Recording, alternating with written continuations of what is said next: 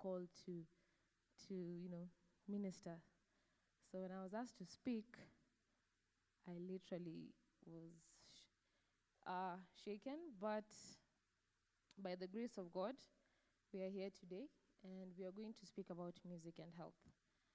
So before we do that, I'd request us to bow down for a word of prayer. Let us pray.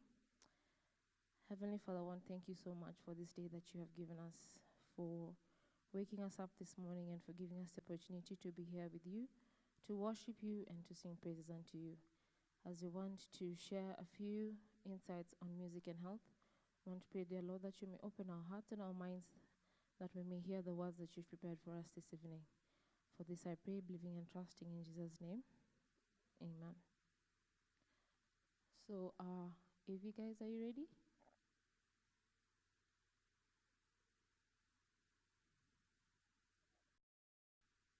All right.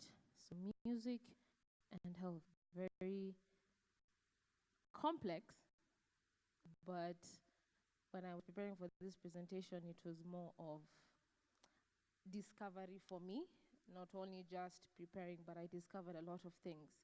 So let's walk on this journey together. So what is music? What is music? All right. Does anybody know what music is?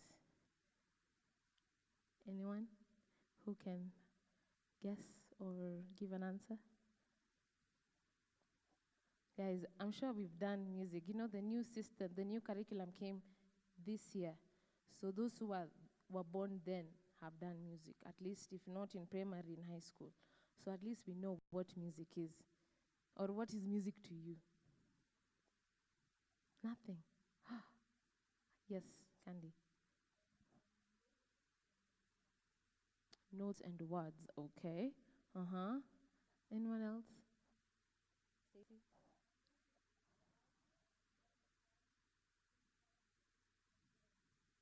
All right, combining sounds and conveying a message. All right, so let's see what the famous dictionary says. Music is a vocal or instrumental sounds, or both, combined in such a way as to produce beauty of form, harmony, and expression of emotion. So all your answers are correct, okay? Candy just went into the depth and told us their notes, okay? All right, now, so we know what music is. So what is health? Okay, what is health? You know what health is? Doctors in the house, where? We don't have doctors today? Any doctors? Or medical missionaries? All right, doctor, physician, doctor can also be professor. So, yeah, these days, yeah, so what is health? So I'm a teacher, so I'll be asking a lot of questions, so you have to be ready to answer. This is not my presentation, it is ours, okay? So what is health? So I know a few of you, so if I pick you, please be ready to answer. Yes, Stacey.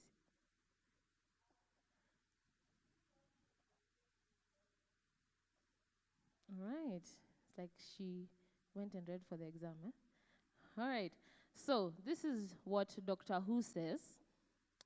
The state of being free from illness or injury, or a person's mental or physical condition. So today we are going to look at basically how music helps be in good health and be mental and physical condition. So what are some of the effects of music to our health? Let's look at the very first one. Listening to soft classical music can improve your focus and allows you to get on with your tasks. All right, so very simple. Just put on your earphones or sit in your room, listen to music, and at the end of the day, you actually get to finish your report, your project, and you wonder how fast you got to finish it. All right, number 2, music can be your words when you don't know how to speak or what to say. Gentlemen in the house, when that lady, you've seen her and you do not know what to say, find that song. Find that song, okay? Ladies, if you don't know what to tell him, find that song, all right? Yes, so music can be your words when you don't know what. Same way we go into with bereaved people or those who are in hospitals ailing, The songs that we sing are a message, and in a way, they help them get better. And we're going to look at that later. All right, number 3, music connects people. Music connects people. So in our church setting, I'm sure most of us are in a choir or in a singing group, and when you came into that choir, you barely knew most of the people there, right? Unless you grew up with them. So it helps us get to know each other, and in a way, it helps us get to learn other things than just the singing aspect. So we get to learn, at the end of the day, I get to know what you're studying, I get to know where you come from, I get to visit with your family, I get to learn about your background, and also not only just being in a choir setting, but even when you attend things like concerts, like the homecoming that the youth normally have yearly. So in such events, you can get to meet new people and be able to share music together. And the next one, music helps us. Music helps us to become creative thinkers. So what do I mean by this? So music, you can find music that speaks to you, okay? So for example, let me talk about myself. When I decide to listen to music, okay, my music is to help me either prepare for a lesson or just to help me think about what I'm going to say or I'm going to write or how I'm going to teach my students. Another thing is you can always come up with your own music, okay? The last time I was here, I was challenged to release my own CD, which was a big challenge. It's not easy recording, but so you can decide that one day, you go sit somewhere, get your words, the words that speak to you, and use them through music to share with others. So music can help us to become creative thinkers. And the next one, my very favorite, music helps us relax. So after you've had a long day at work, or you're in a situation where you're pained or sad, when you pick that one music that speaks to you as an individual, at the end of the day, you feel much better. So for me, when I'm very frustrated at work, I will just sit at the piano and play.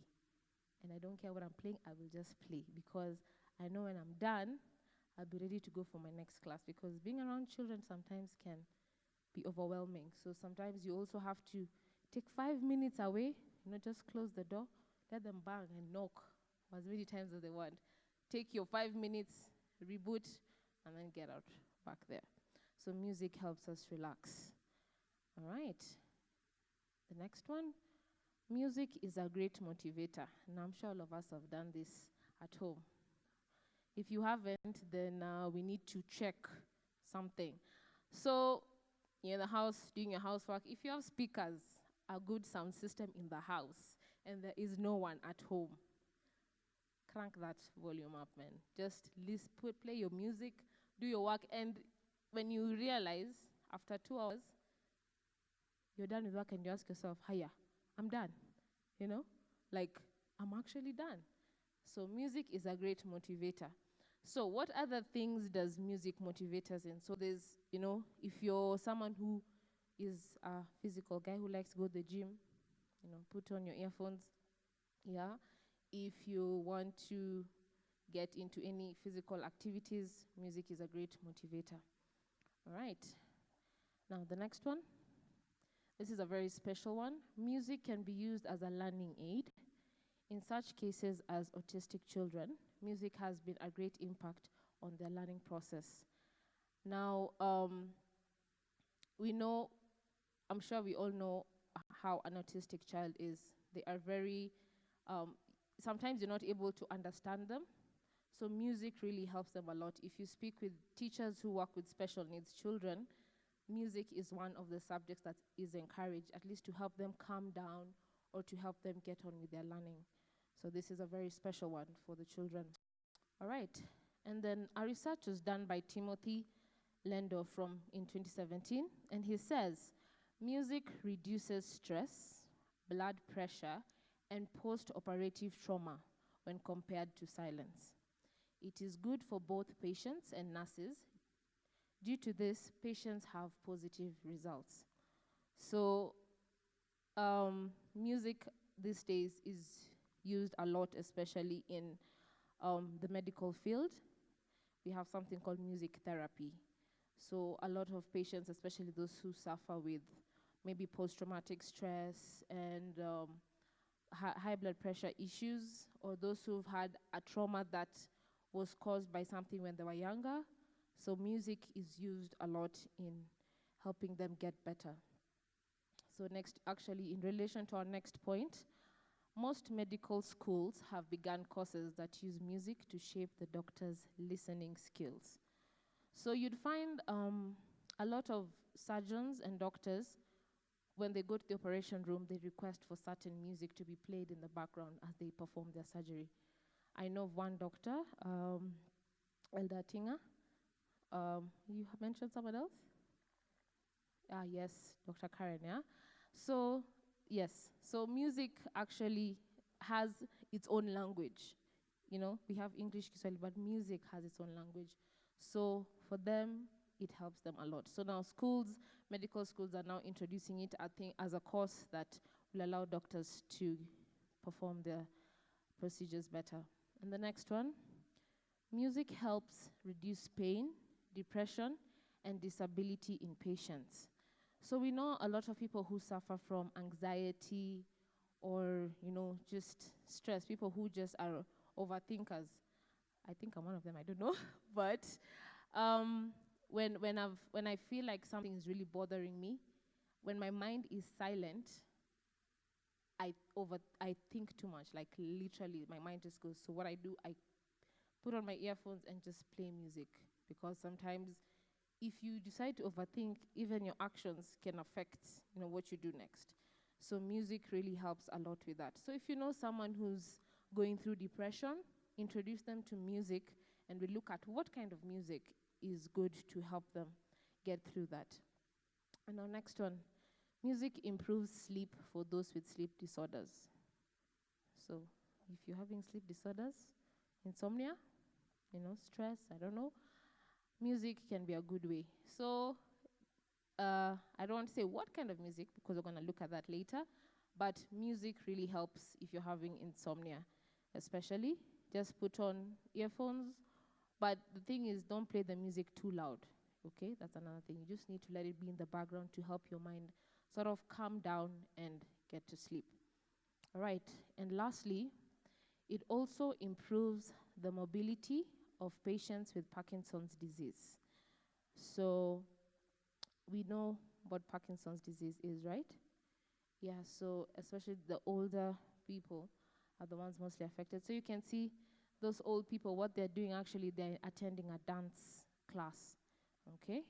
The tap dance class. So they're learning how to, just simple steps, getting exercise through their bones and systems. All right, now we want to look at the spiritual part of health and how best it can benefit our growth. So we're going to look at a few quotes from Ellen G. White, and the first one, from Testimonies, Volume 4, page 71. If you guys, are we together? All right. Music can be a great power for good. It's very simple. Music can be a great power for good. And then Education, page 167 says, music, rightly employed, is a precious gift of God, designed to uplift the thoughts to high and noble themes, inspire soul. Evangelism, page 500 says, song is one of the most effective means of impressing spiritual truth upon the heart. And then Patriarchs and Prophets, page 594, says, music was made to serve a holy purpose, to lift the thoughts to that which is pure, noble, and elevating. So now we're now bringing it down to what is the right music that we should listen, what should be good for us, so that it will allow us to have good health, not only mental but also physical. All right, and then Testimonies, Volume 4, page 653 says, but there is another side of the picture, all right? We find that music, like everything else in this world of sin, can be a power for evil as well as good. So there are always two sides to the coin. So we can't just have good, good, good. They still have to know about the evil. We find that music may deprave the imagination and debase the morals. Okay. So, and then we look at education. Page 167 says, it is often perverted to serve purposes of evil, and it thus becomes one of the most alluring agencies of temptation. That's true. Music started where? Where did music begin? In heaven, right? It began in heaven, and it began with one of the best singers who ended up being, like the worst person in the world. Okay?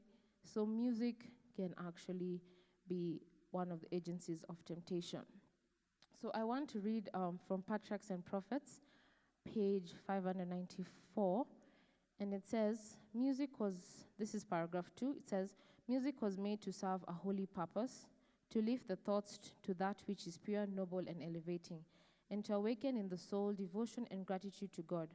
What a contrast between the ancient custom and the uses to which music is now too often devoted. How many employ this gift to exalt self instead of using it to glorify God? A love for music leads to the unwary to unite with world lovers in pleasure gatherings where God has forbidden his children to go. Thus, that which is a great blessing when rightly used becomes one of the most successful agencies by which Satan allures the mind from duty and from the contemplation of eternal things. So, music, hard topic, because E.G. White is telling us that it's one of the things Satan uses to get into our minds. All right, so let's take one of the examples from the Bible. We look at 1 Samuel chapter 16, verse 23.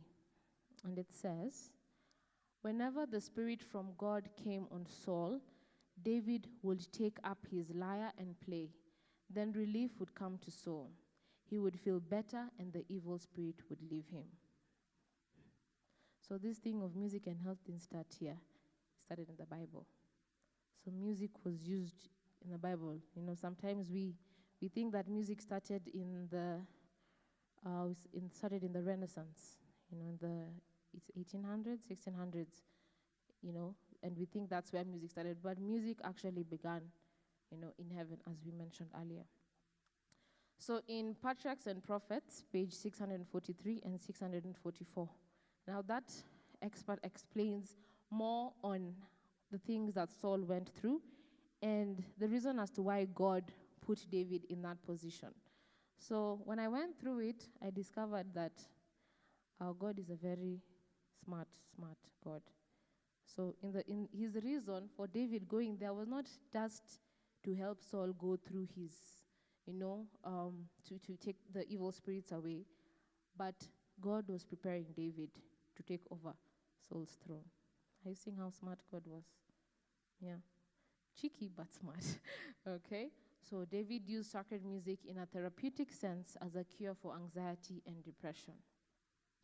All right, so music has had a major role to play in the Bible. Now let's look at a quick thought. All right, music that appeals only to the senses adds nothing to the individual's knowledge, expertise, or awareness of beauty. Okay. On the other hand, music that has value appeals not just to the senses, but to the intellect as well. So what is this saying? So music is not just about the notes of the sound or the instrumental. There has to be something that speaks to your mind. Literally, like you have to actually have, understand what it is you're listening to or what you're watching if you're watching a musical video. And continues on to say that this provides an experience that is additive and communicable. Its repetition, because of the involvement of the mind, creates a more sensitive and musically aware individual. So when you're seated in a matatu and they're playing some music where you can barely hear the words, do you think that that is music you should be listening to? No, it shouldn't be. It has to be music that when you sit and listen and your mind is sane, you can understand what is being said. It's not just about the notes, but you can understand what the person is saying, what the person is saying. That's very important. Okay. So, let's now look at, can music be bad to our health? Can music be bad to our health? What do you think? Can music be bad to our health? It can. It actually can. Music can be bad to our health. And let's look at a quote from Testimonies, Volume 1, page 506. It says, "Angels are hovering around yonder dwelling. The young are there assembled. There is the sound of vocal and instrumental music. Christians are gathered there. But what is that you hear? It is a song, a frivolous ditty, fit for the dance hall." So this was happening in heaven. Was this happening in heaven? No, let me not. But this is a phrase, yeah? So this is an excerpt from a story that E.G. White was giving. Okay. Now, let's look at our next point. Some music is infatuating and causes sacred music to be uncongenial to the listener's taste. So do we know what the word uncongenial means? Okay, it's a hard word. Yeah, when I read it, I was like, okay, uncongenial. It means unsuitable. So music that is infatuating can cause sacred music to be unsuitable to the listener's ear. Okay? Let's continue. Ibid Volume 4, page 653 says, "Notice to the associations that give additional clues as to the type of music referred to, low songs, lewd gestures, expressions, and attitudes deprave the imagination and debase the morals." So songs that are, lewd gestures are gestures that, how would I put this? That are not, I won't say appropriate per se, but it's the how you bring them out as you're singing. So bringing such into music which should be sacred becomes something out of the ordinary. It is pointed out that a love for music leads the unwary to unite with the people of the world in the places not fit for Christians. Okay, so we're told that we should not conform to the things of this world. All right, something to think about. Now, let's look at the next point. I have discussed ways in which the mind and body can be influenced by music. This influence is just as real, whether it is accomplished by the hypnotic dance rhythms of the latest rock and roll or by the softer sedative swing beat that has been around for 35 or 40 years. And the next slide, please. Just as cultures of bacteria thrive in a certain environment, so one believes the mental attitudes and emotional states created by certain types of music foster the growth of uncrushed-like thoughts.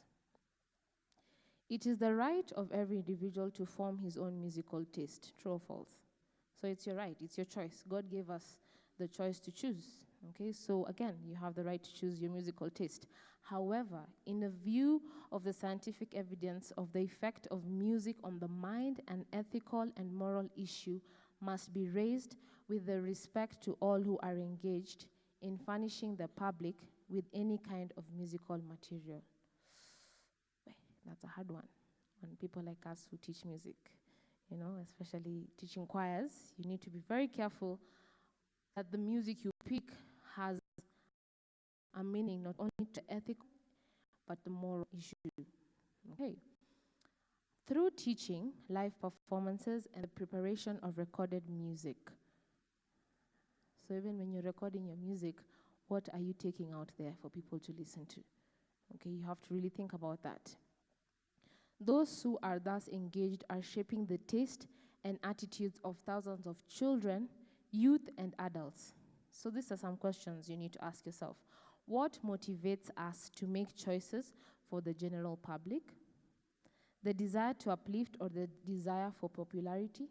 So is your desire when you say you want to release a CD from volume 1 to 6, is it for the sake of your choir being known, or is it for the sake of actually passing the message to others out there?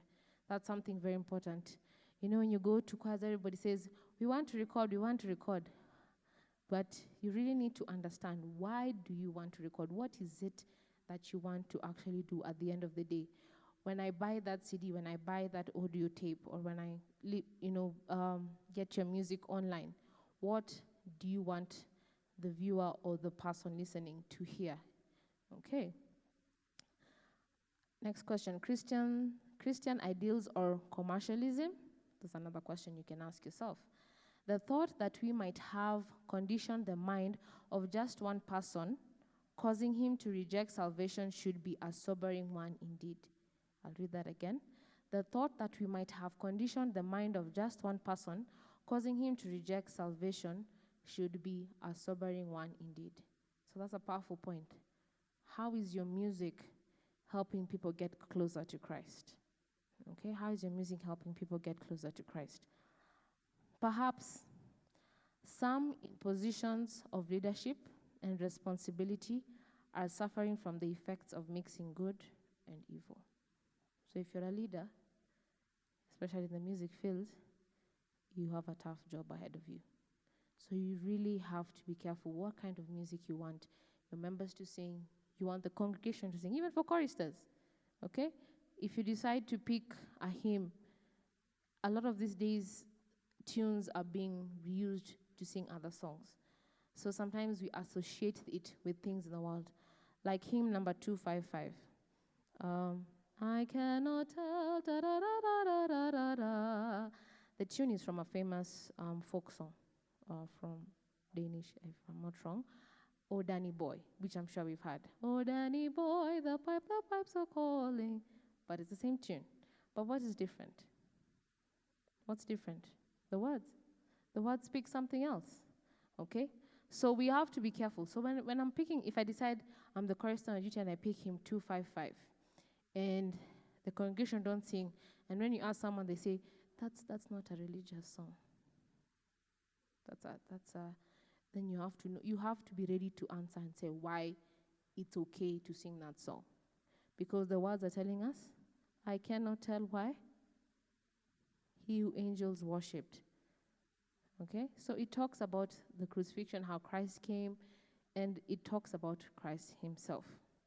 And if you look about now the lyrics of music, that's a whole other topic to discuss about. All right.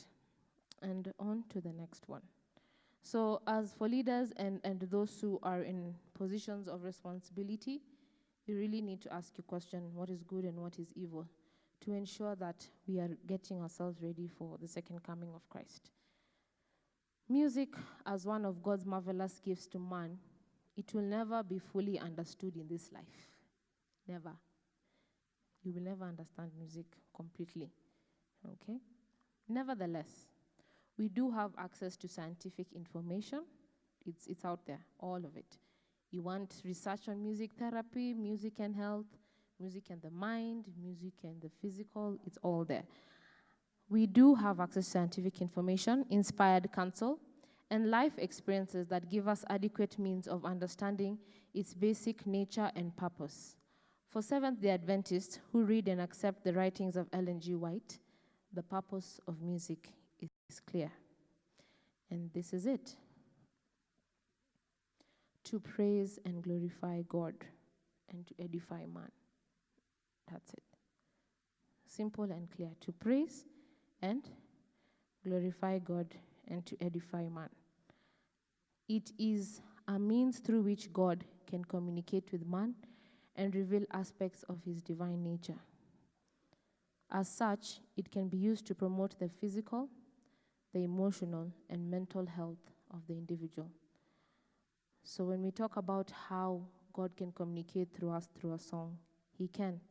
So the song you played before, after your special thought, I was just thinking, in times like this, what was the song again? In His Time, yes, In His Time. So, before I came down, everything had refused to work. This was not working. The signal was gone, literally. The screens were black. You saw the screens were black? Yes. My PowerPoint presentation had refused. So I was just saying, okay. So when that song played, I was like, yeah, okay, In His Time, clearly. So God was speaking to me and telling me, Elsie, relax, I got you, okay? So, and lastly, because music can be perceived by the brain and enjoyed without being evaluated for moral content, it is easy to see how Satan can gain access to the mind. In this way, he is able to blunt the spiritual perceptions as well as create or encourage certain emotional states. So this gears down to music and what is right and what is wrong. So I'm just going to share with you something brief. So when someone produces a song and it has the word God in it, what do we mostly do? We say it's okay, right? But did you listen to the music? Did you listen to the music? No. Okay.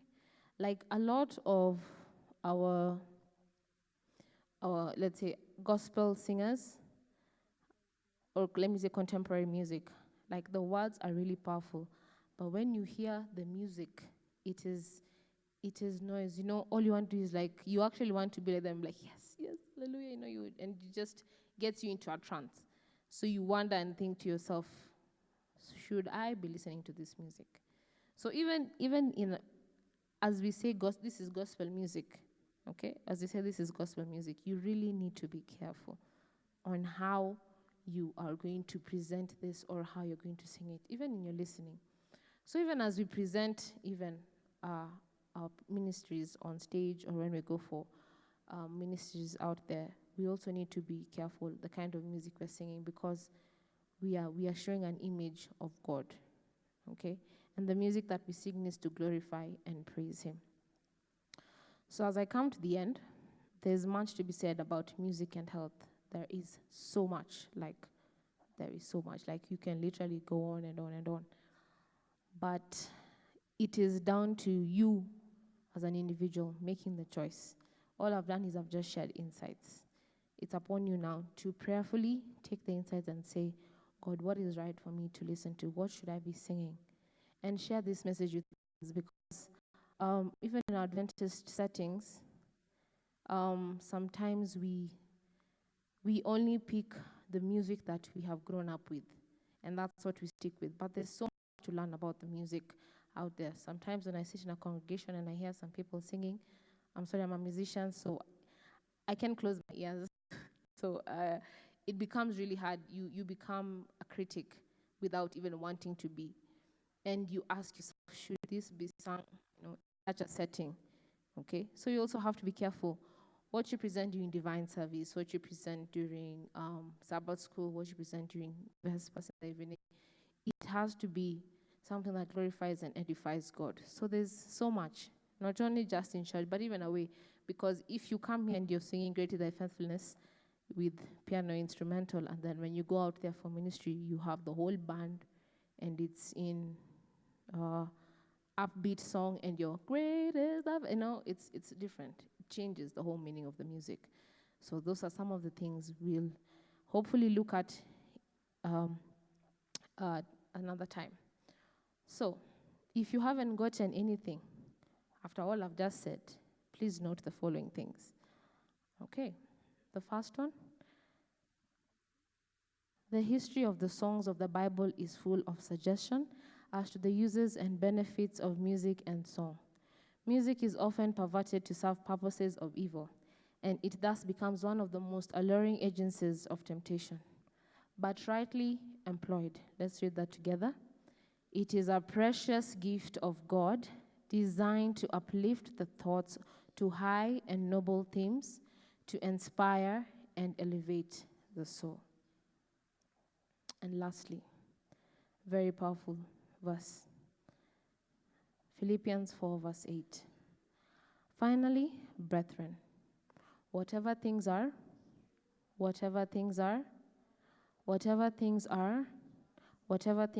pure, whatever things are lovely, whatever things are of good report, if there is any virtue and if there is any praiseworthy, meditate on these things. In Jesus' name.